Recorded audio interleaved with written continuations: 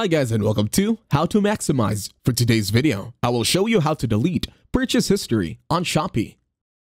To start, open your internet browser and then search for Shopee Help Center. Now once the search results come up, click on the link that says help.shopee.com. Then wait for the website to finish loading. Once you are on the website, the next step is to scroll down and then tap on General.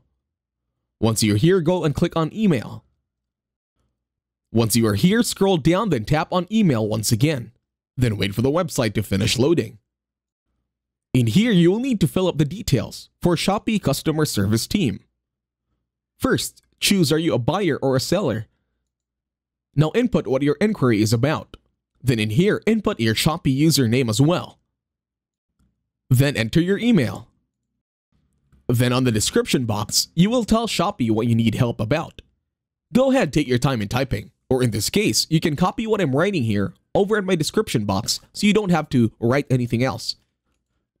Click submit in the lower corner and that's it. Thank you very much for watching. Please leave a like, share, and subscribe to the channel.